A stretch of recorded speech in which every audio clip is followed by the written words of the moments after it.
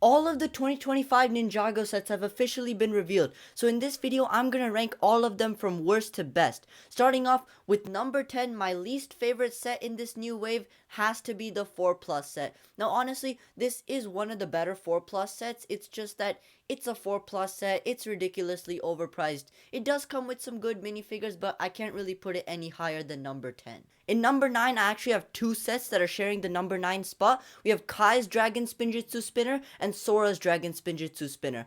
These both are last because, well, they're gimmick sets, so they can't actually compare to real sets, but I gotta say, comparing this to previous spinners we've gotten in Dragon's Rising, I think that these are some of the best gimmick sets that we've gotten, like, since the original spinners. I really hope that these guys can spin, but if they can spin, I think that these could be some really fun toys. They also come with two minifigures, which I think is great, and I think that these are just great pickups for children, but I don't think they're as good as the full-size sets. Now getting into the full-size sets with number 8, I have Lloyd's Pullback Race Car.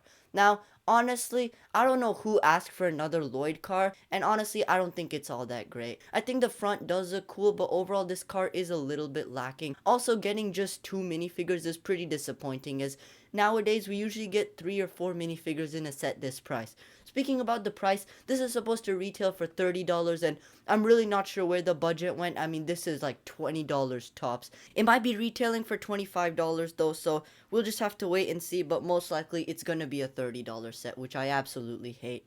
Moving on, we have another Lloyd set. This time it's Lloyd's Green Forest Dragon, and I think that the dragon in this set is pretty decent. I love the way it looks, and it looks like another version of Ryu, just like grown up but green. Honestly, where my problems lie with this set, mostly it's just the Lloyd. If we got the normal Dragon's Rising Season 3 version of Lloyd, I know this set would be a lot higher, but we didn't, and so this set just feels kind of pointless. I mean, the Lloyd is just not super desirable, it's just a mishmash of past suits, and so I'm not personally going to be buying this one. Let me know if you're interested in this down in the comments below, but me personally, I'm not. Before we move on though, just a quick reminder, if you're enjoying the video, make sure to subscribe. It does a ton to help out the channel. Anyway, moving forward, we have another spinner. This time it's the Spinjitzu Battle Pack coming with Aaron and Ross. And the reason I rank this significantly higher than the other spinners is just because it comes with two minifigures. And both of those minifigures are absolutely fantastic. I love getting Ross in a cheap set. So it's great that now kids can get him for just like $20. I think that two spinners is great. And it's great to have these two spinners battling each other. I think that could be a great toy for children. It could have been a $15 set. I don't think $20 is a super bad price. So yeah, I think that this spot's pretty good for this set. Next up, we have Kai's Mech Storm Rider, and I'm not a huge fan of this one, but I think it is better than the other sets that we've seen so far. Personally, this set just gives me massive Monkey Kid vibes, especially with the red and gold color scheme and the fact that it is a flying vehicle. This is a set that I think we would get a lot in Monkey Kid.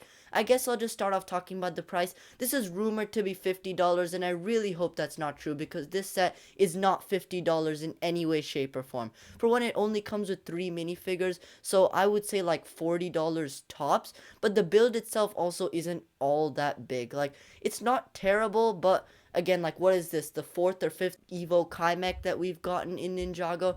Like, they really need to move on from this. And overall, just looking at this build, yeah, it's not one of the best Ninjago vehicles by far. So overall, this set's just kind of mid in my opinion, which is why I'm putting it here around the middle of the list.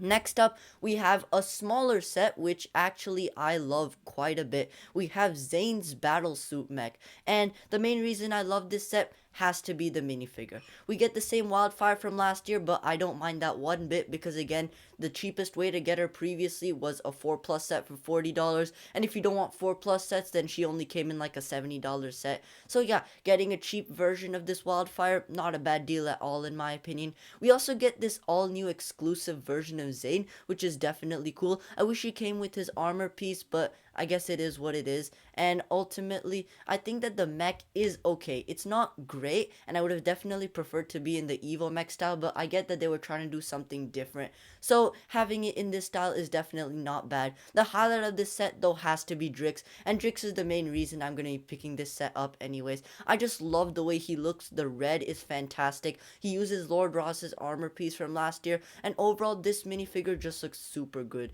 And this has to be one of the best minifigures of 2025 that we've seen so far. So yeah, this set is gonna retail for $10, which I think is an absolutely fair price. So yeah, now actually going into the top 3, the first set that we have is Roz and Aaron's Super Stormjet. Now, before we actually saw these images, this was the set that I was most excited for because Roz and Aaron combination, I mean, that's just so cool. I was hoping that we'd get a new version of Roz, but honestly, I'm not too bummed about it because the version that we are getting is not bad at all. Talking about the jet, I think it looks super sleek. I love the yellow and blue color scheme. I think the yellow and blue just contrast really well in general, and especially the shaping near the front was done super well in this jet in my opinion. I don't know what the dragon is on the back, but you can remove it easily, which is good. My main problem with this set, and the reason I'm not going to be buying this set personally, is the fact that it only has 3 minifigures, none of which are exclusive to this set. And I think that this set's gonna retail for $50, so getting 3 minifigures for $50 is just really lame in my opinion. And again, none of these minifigures are exclusive. You can get Roz and Aaron in a $20 set, and the Dragonian Warrior literally comes in a $10 set. So yeah, a great build, disappointing minifigure selection. I know this set will be for a lot of people, but personally, it isn't the set for me. Moving on to number 2, this set is a really good set in my opinion. We have Zane's Ultra Combiner mech, and personally, I think that this mech is just a whole lot better than the combining mech that we got for core. For one reason and one reason only, the builds that we're getting that combine into this big mech are actually like decently substantial and don't look like they've just been put together last minute. Overall, the minifigure selection in this set is honestly fantastic. We get Noct, who's definitely the highlight of this set, but we also get this weird Zanebot and Pixel, who's also another highlight for this set. Overall, this set comes with great minifigure selection, and even the mech in its full form, it reminds me a lot of Optimus Prime for some reason. I don't know why a Zane mech has a blue and red color scheme, but hey, I mean, it's okay. Getting Ryu's also a decent touch. So yeah, this set is a really good set. I'm going to be putting it here at number 2.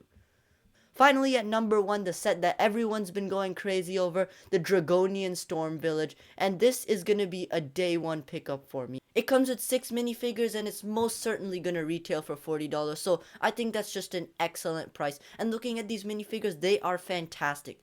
We get Rogue, who's actually just Jay. He comes out in this all new super cool suit that I absolutely love.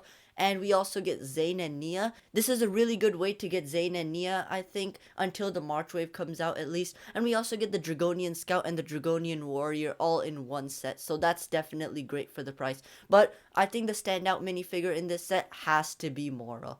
It's been 10 years since we've gotten Mora, and they absolutely did this minifigure justice. He just looks so cool, and I cannot wait to have him in hand. Talking about the build, it's nothing too special. It does look a bit lame, but hey, the highlight is the minifigures, and this does provide a decent terrain where you can pose and play with minifigures. So overall, I am all for this set, but let me know which sets you're most excited for and which sets you'll be buying. Personally, I'm probably going to buy the Dragonian Storm Village, Zane's Battle Mech, maybe one of the spinners. Let me know what you thought of this whole wave in general down in the comments below. And I'll be making a full video later on talking about my thoughts on this wave in general. So be sure to tune in for that. Other than that, I'll see you in the next one.